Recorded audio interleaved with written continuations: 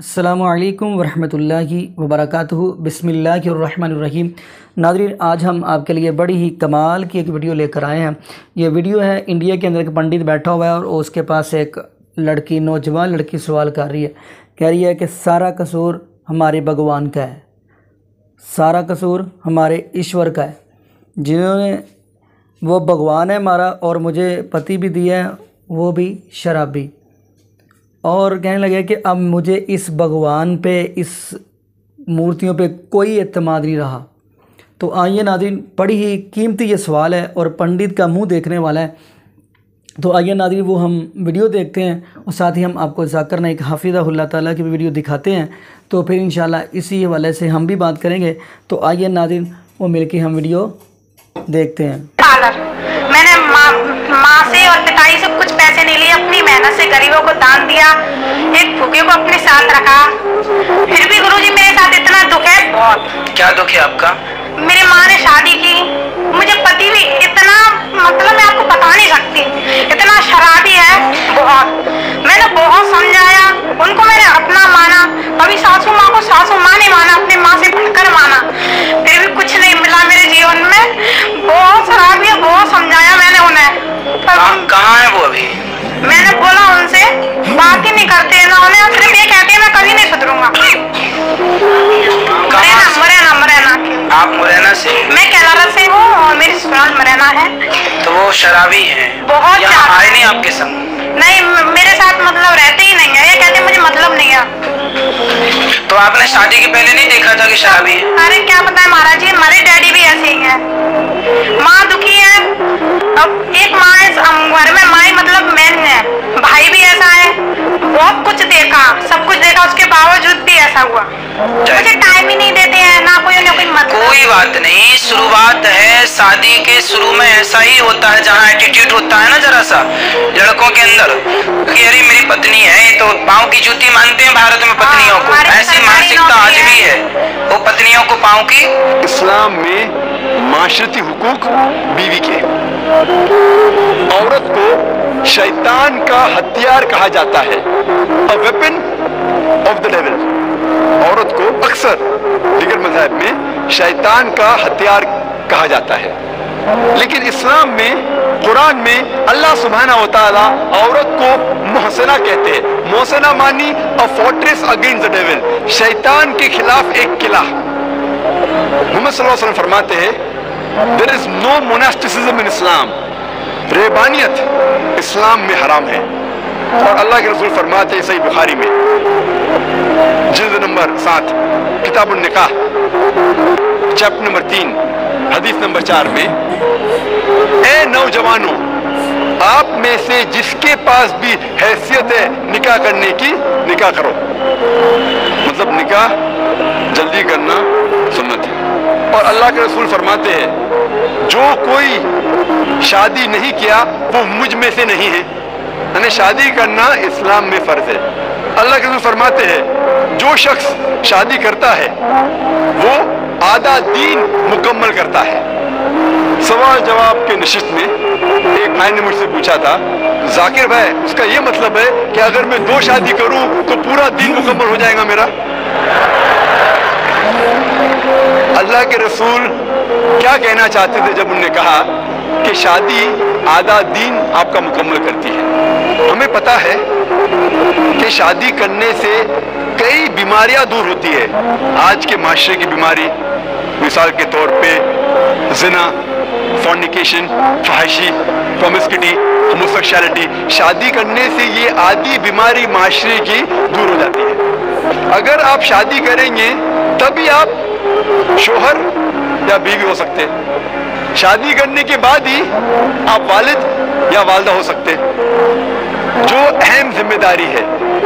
اسی لیے اگر آپ شادی کرتے، چاہے 1 کرو یا 2 کرو، آپ کا آدھا دن مکمل ہوتا ہے۔ اللہ سبحانہ تعالیٰ فرماتے ہیں، کہتے ہیں کہ نکاح ایک میثاق ہے، ایک سیکریٹ کووننٹ ہے، ایک پاک عہد نامہ ہے، اور اللہ فرماتے ہیں سورہ روم میں سورہ نمبر 30 آیت نمبر 21 میں، اللہ نے اپنے نشانیوں میں سے تمہارے لیے تمہاری بیوی بنائی ہے۔ تاکہ آپ ان کے ساتھ سکون سے رہ سکو، اور آپ دونوں کے درمیان پیار اور محبت ڈالا ہے اللہ تعالیٰ نے۔ اور اللہ تعالیٰ فرماتے سورہ نساء میں سورہ نمبر 4 آیت نمبر 19 میں کہ عورتوں کو زبردستی اختیار مت کرو، مطلب شادی کے لیے، نکاح ہونے کے لیے دونوں کی اجازت ضروری ہے، مرد کی بھی عورت کی بھی، دلہا اور دلہن دونوں کی اجازت ضروری ہے نکاح ہونے کے لیے۔ اور ایک حدیث میں محمد صلی اللہ علیہ وسلم فرماتے ہیں، صحیح بخاری کی جلد نمبر 7 کتاب النکاح باب نمبر 43 حدیث نمبر 69 69، ایک عورت جس کا نام تھا خنسا خادم الانصاریہ، وہ محمد صلی اللہ علیہ وسلم کے پاس آتی ہے اور کہتی ہے کہ میرے والد نے میرے مرضی کے خلاف میری شادی ایک آدمی سے کی جسے میں پسند نہیں کرتی، اور اللہ کے رسول نے محمد صلی اللہ علیہ وسلم نے نکاح فسخ کیا، he nullified the marriage۔ اس کا ذکر احمد بن حنبل میں بھی ہے۔ اسی لیے اسلام میں نکاح ہونے کے لیے، شادی ہونے کے لیے دونوں کی رضامندی ضروری ہے، آدمی کی بھی عورت کی بھی۔ اور اسلام میں عورت ایک مالک سے نہیں شادی کرتی تاکہ اسے غلام جیسا برتاؤ کیا جائے، اسلام میں عورت اپنے برابر سے شادی کرتی ہے اور اس کے ساتھ اس کے شوہر کو عزت سے پیش آنا چاہیے۔ اور اسلام میں ہم عورتوں کو ہاؤس وائف نہیں کہتے، انگلش میں کہتے house wife, she is not married to the house to be called house wife. اسلام میں عورت گھر سے شادی نہیں کرتی کہ اسے کہا جاتا ہے ہاؤس وائف، گھر کی بیوی۔ In Islam we prefer calling her home maker, وہ گھر کو بناتی ہے، وہ گھر کی زینت ہے، صحیح لفظ ہے home maker not house wife. اور اسلام میں اللہ تعالیٰ فرماتے ہیں قرآن مجید میں سورہ بقرہ میں سورہ نمبر 2 آیت نمبر 228 میں کہ عورتوں کے حقوق ویسے ہی ہے جیسے مرد کے ہے، لیکن مرد کا ایک درجہ اونچا ہے۔ یہ آیت کے 3-4 الفاظ کو اکثر لوگ غلط لیتے ہیں اور کہتے ہیں قرآن میں لکھا ہے کہ آدمی کا درجہ اونچا ہے، اور کہتے الرجال قوامون علی النساء، اللہ کہتا ہے کہ آدمی عورت سے اونچا ہے، اوپر ہے۔ یہ جو آیت وہ کوٹ کر رہے ہیں وہ ہے قرآن مجید کی سورہ نساء کی آیت، سورہ نمبر 4 آیت نمبر 34، جہاں اللہ تعالیٰ فرماتے الرجال قوامون علی النساء، یعنی آدمی عورت کا قوام ہے۔ قوام آتا ہے لفظ اقامہ سے، جب صلاح پڑھنے کے پہلے اقامہ ہوتا ہے مطلب سٹینڈ اپ فار، کھڑے ہونا۔ اسی طریقے سے قوام کے معنی اگر آپ تفسیر تبری پڑھیں گے اس میں لئے قوام کی معنی مرد کے لیے ایک ڈگری ایڈیشنل رسپانسبلٹی ہے، ایک ڈگری زیادہ ذمہ داری ہے۔ اس کا مطلب یہ نہیں کہ ایک ڈگری وہ اونچا کیا دادا گیری کرے، he has got additional responsibility، ایک ڈگری زیادہ ذمہ داری ہے۔ اور قرآن میں آگے اللہ تعالیٰ فرماتے کیونکہ اللہ نے مرد کو عورت سے زیادہ طاقت دی، اس کے وجہ بھی فرماتا اللہ تعالیٰ۔ لوگ اس آیت کا غلط مطلب لیتے ہیں اور کہتے ہیں اللہ تعالیٰ کہتے ہیں کہ مرد عورت سے اونچا ہے، اور اسلام میں لکھا ہے سورہ نساء میں سورہ نمبر 4 آیت نمبر 19 میں کہ اگر آپ اپنے بیوی سے پیار نہیں کرتے پھر بھی اس کے ساتھ حسن سلوک کرو۔ اگر آپ اپنے بیوی کو نہیں چاہتے، نہیں پیار کرتے، پھر بھی ان کے ساتھ اچھا سلوک کرو، حسن سلوک کرو۔ اور اللہ کے رسول فرماتے ہیں کہ آپ لوگ میں سے سب سے بہتر انسان وہ ہے جو اپنے فیملی کا خیال رکھتا ہے، خصوصاً اپنی بیوی۔ جو آدمی اپنی بیوی کا خیال رکھتا ہے اللہ کے رسول کہتے وہ سب سے بہتر انسان ہے۔ اسلام میں لکھا ہے سورہ نساء میں سورہ نمبر 4 آیت نمبر 19 میں کہ اگر آپ اپنے بیوی سے پیار نہیں کرتے پھر بھی اس کے ساتھ حسن سلوک کرو۔ اگر آپ اپنے بیوی کو نہیں چاہتے، نہیں پیار کرتے، پھر بھی ان کے ساتھ اچھا سلوک کرو، حسن سلوک کرو۔ اور اللہ کے رسول فرماتے ہیں کہ آپ لوگ میں سے سب سے بہتر انسان وہ ہے جو اپنے فیملی का ख्याल रखता है, खुसूसन अपनी बीवी। जो आदमी अपनी बीवी का ख्याल रखता है, अल्लाह के रसूल कहते हैं वो सबसे बेहतर इंसान है। अब हम तस्करा करेंगे इस्लाम में माशरती हुकूक माँ के। अल्लाह सुब्हानहू व तआला फरमाते हैं सूरह इसरा में, सूरह नंबर 17 आयत नंबर 23 और 24 में अल्लाह ताला फरमाते इंसानों से कि आप सिर्फ मेरी इबादत करो। इंसानों से कहते तुम सिर्फ मेरी इबादत करो और अपने वालिदैन से हुस्न सलूक करो। अगर दोनों में से कोई भी एक या दोनों ज़ईफ हो जाए, उनको उफ तक मत कहो, ना ही उनको झिड़को, लेकिन उनके साथ इज्जत से पेश आओ और उनके साथ हुस्न सलूक करो और अल्लाह ताला से दुआ करो कि ए रब, आप इनके ऊपर रहमत फरमा जिस तरीके से उन्होंने मेरा ख्याल रखा बचपन में। और अल्लाह ताला फरमाते सूरह अनाम में सूरह नंबर 6 आयत नंबर 151 बिवालिदैन एहसाना, हमने इंसानों को कहा है, फर्ज ठहराया है कि वो अपने वालिदैन से हुस्न सलूक करे। और ये पैगाम दोहराया गया है सूरह लुक़मान में सूरह नंबर 31 आयत नंबर 14 और सूरह हकाफ सूरह नंबर 46 आयत नंबर 15 में कि वयस्सनल इंसाना बिवालिदैन एहसाना, इंसानों के लिए फर्ज है कि वो अपने वालिदैन के साथ उसने सलूक करे। उसके बाद खुसूसन अपनी माँ। और अल्लाह के रसूल मोहम्मद सल्लल्लाहु अलैहि वसल्लम फरमाते हैं, सुनन निसाई में आता है इसका जिक्र, किताब जिहाद में बाब नंबर 6 हदीस नंबर 3106 में अल्लाह के रसूल फरमाते कि माँ के पैर के नीचे जन्नत है। उसका मतलब ये नहीं कि अगर मेरी माँ सड़क पे चल रही है और कोई कीचड़ में पैर रखती है तो कीचड़ जन्नत हो जाती है। इसका मतलब ये कि अगर आप अपनी वालदा, अपनी माँ की इज्जत करो, खिदमत करो, बात मानो, प्यार करो, उसमें सलूक करो, इंशाअल्लाह आप जन्नत में जाएंगे। देखी तो आइए नाज़रीन, पहले नंबर पे ये सारा कुछ तकदीर का मसला है।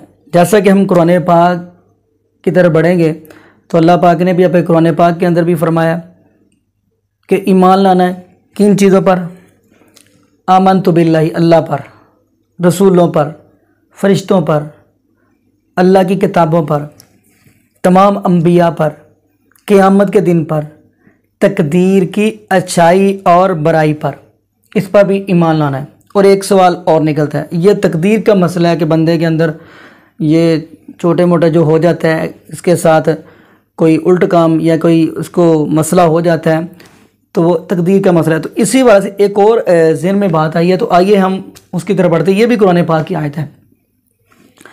जब अल्लाह पाक ने हज़रत आदम अलैहिस्सलातु वस्सलाम को बनाया, फिर बना के क्या फरमाया, सबसे कहा कि हज़रत आदम अलैहिस्सलाम को सजदा करो, तो सब ने सजदा किया, नहीं किया तो किसने, शैतान ने नहीं किया, इनकार कर दिया। अब देखें, शैतान ने एक सजदा नहीं किया तो अल्लाह पाक ने उसको दुदकार दिया, यानी निकाल दिया, अपने दरबार से निकाल दिया। अब वो क्या कहने लगा, अब वो ये कहने लगा कि जिसकी वजह से मुझे दुदकारा गया है, निकाला गया है, भगाया गया है, मैं उसको गुमराह करता रहूँगा, इसको मैं छोड़ूंगा नहीं। हालांकि नाज़रीन, गलती इंसान करता है, लेकिन अपनी गलती पे नहीं आता कि मैंने ये गलती की तो इस वजह से मुझे ये मसला पेश आया। नहीं, अब शैतान भी ऐसे ही कर रहा है। हालांकि शैतान ने गलती क्या की, शैतान ने गुनाह क्या किया, अल्लाह ने कहा तो था कि हज़रत आदम को सजदा करो, लेकिन उसने क्या कहा, मैं नहीं करूँगा। ऐसे ही इंसान गुनाह करता है, लेकिन गुनाह करके फिर भी कहता है ये अस्तगफिरुल्लाह मुआज़ल्लाह कि मुझे तकलीफ़ें आनी थी, मुझे दुख आने थे, ये मेरे लिए लिख दिए गए थे, मेरे ही ज़िम्मे थे हर चीज़, अस्तगफिरुल्लाह मुआज़ल्लाह। अब शैतान ने भी गुनाह करके लेकिन मान नहीं रहा। ऐसे ही इंसान है। देखो, तो आइए नाज़रीन, इसी वाला से हम आगे भी बात करते चलें।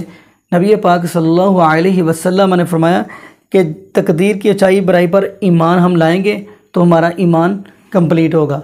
तो नाज़रीन, दूसरी तरफ ये बंदा गुनाह करता है तो उसके गुनाहों की शामतें भी होती है, दूसरी तरफ ایک طرف اللہ پاک نے یہ بھی کہا کہ میں اپنے بندے کے اوپر اتنا بوجھ نہیں ڈالتا، یعنی کہ پہلے نمبر پہ تو اللہ پاک فرماتے ہیں کہ میں اپنے بندے سے محبت ہی بڑا کرتا ہوں۔ بندہ جو گناہ کرتا ہے وہ اس کے گناہوں کی شامتیں ہوتی ہیں۔ اب قرآن پاک کے اندر دو جملے ہیں، ایک ہے رسوائی اور ایک ہے ذلت۔ ذلت اور رسوائی میں کیا فرق ہے؟ ذلت اور رسوائی میں یہ فرق ہے، اب ذلت ہے تو ذلت مطلب بندہ گناہ اتنے کرتا ہے، اتنے گناہ کرتا ہے، اس کو اپنے آپ سے ذلت محسوس ہونے لگ پڑتی ہے، عجیب سا لگنے لگ پڑتا ہے کہ میں نے یہ کیا کر دیا، کیا ہو گیا مجھے۔ اور رسوائی وہ جو ہوتی ہے، ایک محلے کے اندر ایک آدمی کی عزت ہو، ٹھیک ٹھاک عزت ہو، اور پھر اس کو پولیس پکڑنے آ جائے تو پوری محلے کے اندر اس کی بے عزتی ہو جائے، رسوائی ہو جائے، کالونی کے اندر، گاؤں کے اندر، بستی کے اندر، پنڈ کے اندر کہیں بھی اس کی ہو جائے تو اس کو رسوائی بولتے ہیں۔ تو ایسے ہی قیامت والے دن اللہ پاک پوری حضرت آدم علیہ السلام کی اولاد کے سامنے رسوا کریں گے۔ تو ناظرین یہاں سے یہ پتہ چلتا ہے کہ تقدیر کی اچھائی برائی پر بھی ایمان لانا ہے۔ اور دوسری اگلی بات کرتے چلیں، یہ جو مورتی ہیں یہ کچھ نہیں کر سکتی۔ ہاں اگر یہ لڑکی اسلام میں داخل ہو کے رب سے دعا مانگے، اسلام میں داخل ہوگی تو وہ تو قرآن نے کہا ہے کہ اب اس کے ساری نیکیاں برائیاں جو نیکیوں میں تبدیل کر دیا گیا، یعنی گناہ سارے معاف کر دیے۔ تقدیر کو اب بدلنا ہے تو کون سی چیز بدل سکتی ہے؟ وہ ہے دعا کریں تو اللہ پاک تقدیر کو بدل دیتے ہیں۔ تو وہ تو رب خود آوازیں دے کے کہہ رہا ہے، وَقَالَ رَبُّكُمُ ادْعُونِي أَسْتَجِبْ لَكُمْ إِنَّ الَّذِينَ يَسْتَكْبِرُونَ عَنْ عِبَادَتِي سَيَدْخُلُونَ جَهَنَّمَ دَاخِرِينَ۔ آپ مجھ سے دعا کریں، میں آپ کی دعا کو قبول کروں گا۔ ناظرین ایک واحد حل ہے دعا۔ یہ تقدیر کا مسئلہ جو ہے، یعنی تقدیر کو ٹال سکتے ہیں، تقدیر کو بدل سکتی ہے تو وہ دعا ہی بدل سکتی ہے، اور یہ دعا وہ ہے جو پوری عبادت کا مغز ہے۔ تو ناظرین دعا کریں، اللہ پاک ہمیں رب العالمین کے سامنے رو کے اللہ پاک ہمیں دعائیں مانگنے کی توفیق دے دے، اور یہ بھی دعا کرے اگر اللہ پاک ہمیں زندہ رکھے تو اسلام پہ، موت دے تو ایمان پہ۔ جزاکم اللہ خیرہ، احسن الجزاء۔ السلام علیکم ورحمۃ اللہ وبرکاتہ۔ صحیح